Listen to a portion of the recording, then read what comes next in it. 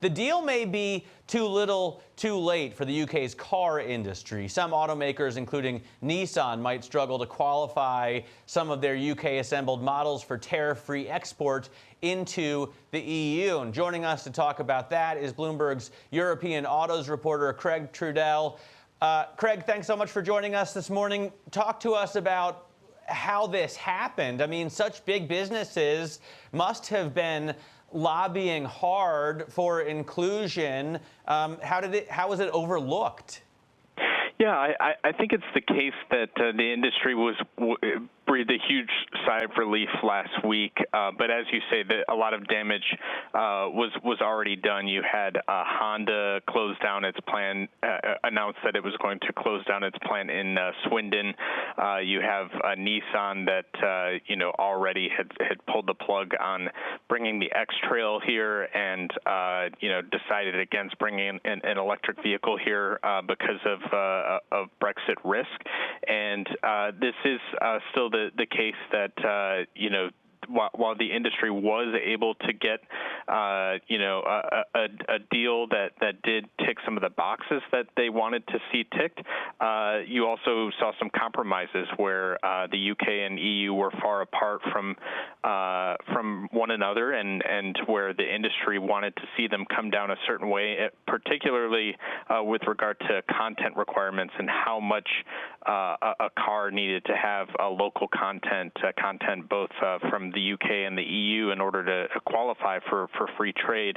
And so while the industry was able to get some terms that are going to cover most cars, there are going to be some models that are not going to be able to trade tariff-free, and it's still a little bit unclear to what extent that's going to be the case. So we're talking about then UK-produced cars being eligible for trade outside of Great Britain. What about consumers in the UK? I mean, what is this deal going to mean for them? Already, I think British buyers pay a premium to buy vehicles. Is that going to rise?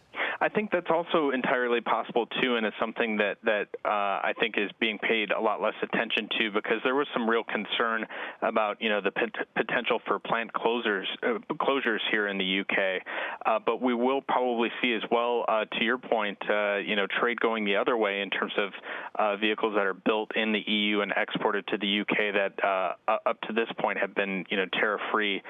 Some of those models being hit by tariffs, and folks in the UK having to pay up for models that they wouldn't have had to otherwise. And we're talking, a couple £1,000 in certain cases, because this will be a matter of 10% tariffs. So not insignificant amounts of money, and is something that is a concern for the industry that we're talking about a market that has severely shrunk this year, and the outlook for 2021 is not particularly great.